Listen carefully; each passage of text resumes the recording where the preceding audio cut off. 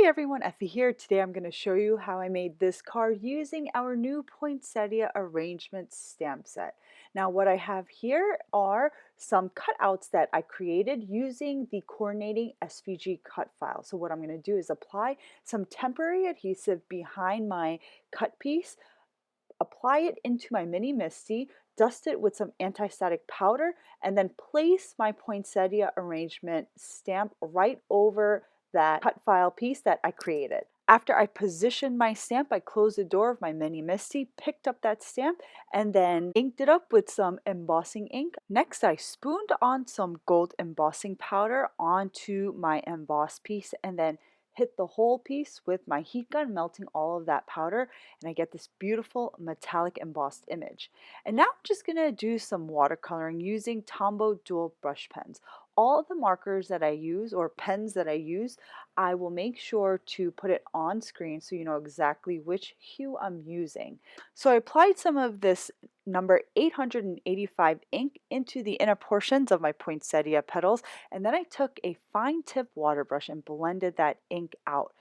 Then I use a number 847, and I just use this to add some shading to my poinsettia petals. I didn't bring this color all the way up to the edge. I just wanted to add a little bit of depth and detail, so you don't want to use too much of this because it's a little too dark, and I wanted to make sure that original base layer color showed through. Once I'm done coloring the petals, I'm just going to color in my leaves, and I use two colors for the leaves. I started with a base layer of 245, blended that out, and then added some shading with a number 249 dual brush pen.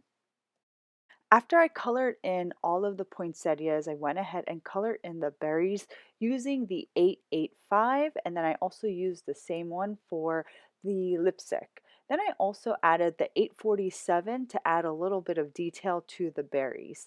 Next, I added number 249 to the leaves of the holly berries. I wanted the leaves on the holly branches in the background to be a little bit darker so that you had a little bit more contrast going on from the poinsettia leaves and those hollyberry leaves.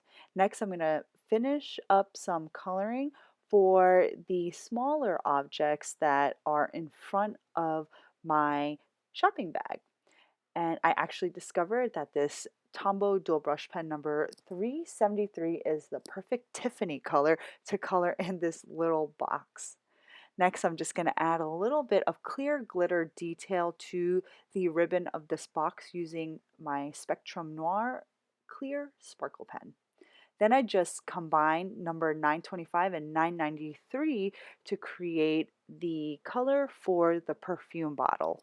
And you can really experiment with the colors that you use for this image. I just chose to go with some of these traditional colors that you'd find some of these objects in, except I'm not really sure what traditional would be because makeup these days, they can get pretty creative and inventive. So I'm sure that any colors that you decide to use for this image will come out looking very, very pretty. Next, I'm just going to color in the shopping bag using my black dual brush pen, and I just colored in all the stripes. So now my watercoloring is complete, and I'm going to create my background using our Candy Cane 1 stencil, which I created using our SVG cut file. When I first cut this stencil using my Cricut machine, I sprayed some spray adhesive behind the stencil so that it'll adhere to my panels. It has a little bit of that tack behind the stencil, so I'm able to brush on some dye ink really, really nicely with a makeup brush. And I use our Rose Quartz dye ink. Once that candy cane pattern was blended onto the panel, I replaced the stencil onto the panel, sponged on some Versamark ink, then poured on some clear glitter embossing powder and melted the whole panel with my heat gun. And now I have this beautiful pink glittery effect. Next, I'm going to take the two largest size from our double stitched large rectangles die collection, and I'm going to die cut an A2 panel to create a nice border. That inside piece that you see me pop out, I'll just save that for a future project. So now I'm left with this border. I trimmed off a little bit of that candy cane panel so that it'll be easier to apply this border right onto that background so that you don't see any of that paper popping out behind it.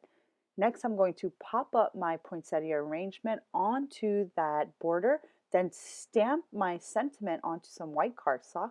Next, I used my small cut align tool to create my sentiment banner. So I started off by making a nice straight cut below my sentiment, and then I created a straight cut along the top edge of my sentiment, then created a fishtail banner at the end. Next, I found a scrap piece of pink cardstock and I created another fishtail banner, which I'll use to back that original sentiment banner so that we have a little bit of interest going on. I'm going to adhere that white banner on top of the pink banner and then pop this sentiment banner onto my card. Lastly, I'll just add some of our gold medallion sequins to finish off my card. I adhered our sequins using some Thermoweb Ultra Bond liquid adhesive. And now my card is complete. I hope you guys enjoyed today's project and video. If you haven't done so already, be sure to subscribe to our YouTube channel because I update it weekly. Also, be sure to check out the details of my New York City Times Square March 2020 retreat, where I'll be teaching 2 4-hour watercoloring classes where you'll receive some in-depth instruction on how to watercolor florals using Tombow Dual brush pens and Spectrum Noir sparkle pens. I'll link the details in the description box below, so be sure to check that out. Thanks so much for watching, guys. I'll see you next time.